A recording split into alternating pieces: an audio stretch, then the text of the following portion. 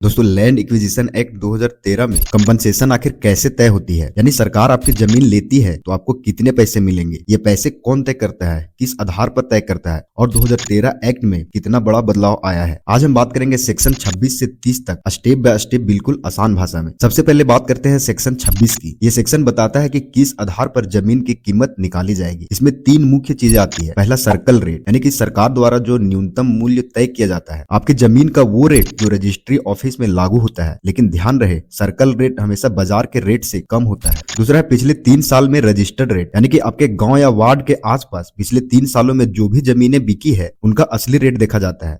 और तीसरा है मार्केट वैल्यू असेसमेंट, यानी एक्चुअल मार्केट ट्रेंड, जैसे demand, location, near by development और कनेक्टिविटी। इन सब के आधार पर असली कीमत का अंदाजा लगाया जाता है। इन तीनों में जो सबसे ज्यादा वैल्यू आती है उसे बेस माना जाता है। यही है सेक्शन 26 का आधार। अब बात करते हैं मल्टीप्लायर की। अब आता है कंपनसेशन को बढ़ाने का फॉर्मूला, यानी कि मल्टीप्लाइड फैक्टर, जिसे सेक्शन 27 डिफाइन करता है। ये मल्टीप्लायर अर्बन और रूरल एरिया पर डिपेंड करता है, यानी कि गांव और शहर एरिया पे। शहरों में मार्केट पहले से ही बहुत हाई होती है, इसीलिए मल्टीप्लायर नहीं लगता। लेकिन रूरल एरिया में 1.1 से 2 तक लगाया जाता है। ये सब कैसे कैलकुलेट किया जाता है अभी मैं आपको वीडियो में बताऊंगा। यानी कि जितना गांव अंदरूनी क्षेत्र में है मल्टीप्लायर उतना बड़ा। जैसे मैं आपको एक एग्जांपल देता हूं, अगर किसी जमीन की मार्केट वैल्यू 10 लाख है और रूरल मल्टीप्लायर 1.8 है तो नया मूल्य हो जाएगा 18 लाख। यही रीजन है 2013 एक्ट को फार्मर फ्रेंडली कहा गया है। अब आता है दोस्तों सुलेसियम। सुलेसियम मतलब सरकार आपकी जमीन जबरदस्ती ले रही है, इसलिए आपको एक्स्ट्रा कंपनसेशन मिलेगा। सेक्शन 30 के अनुसार 100% सुलेसियम। जैसे एक एग्जांपल देता हूं, अगर मल्टीप्लायर लगाकर आपके जमीन का वैल्यू 18 लाख तो सुलेसियम इसमें 18 लाख और जुड़ जाएगा, यानी कि आपका अमाउंट डबल हो जाएगा और आपकी जमीन की रेट 18 लाख से 36 लाख हो जाएगा। अब बात करते हैं सेक्शन 28, यानी कि डैमेज कंपनसेशन। इसमें शामिल होते हैं स्टैंडिंग क्रॉप्स का नुकसान, ट्रीज का नुकसान, इरिगेशन सिस्टम या फेंसिंग का नुकसान, टेम्परेरी बिजनेस इंपैक्ट। इन सब का अलग अलग पेमेंट मिलता है। सेक्शन 29 कहता है लैंड वर्सेस स्ट्रक्चर की अगली वैल्यू। सेक्शन 29 कहता है अगर आपकी जमीन पर ये सब है, जैसे घर, बाउंड्री,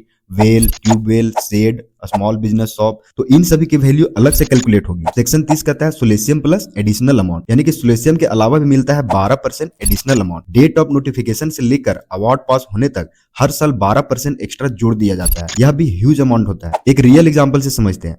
मान लीजिए आपकी जमीन का रेट सेक्शन 26 के हिसाब से 10 लाख पर एकड़ तय हुआ है और आप रूरल एरिया में है, तो मान लो कि इसमें मल्टीप्लायर ऐड हुआ 1.7, यानी कि 10 लाख आपका जो रियल प्राइस था वो हो गया 17 लाख। ठीक है, अब सेक्शन 30 लागू होता है। सेक्शन 30 के हिसाब से 17 लाख का 100% सोल्यूशन, यानी कि ये हो गया 17 लाख। अब टोटल कंपनसेशन कितना हो गया? 17 लाख पहले से जो था वो और 17 लाख जो अभी आया वो, मतलब कि टोटल 34 लाख हो गया।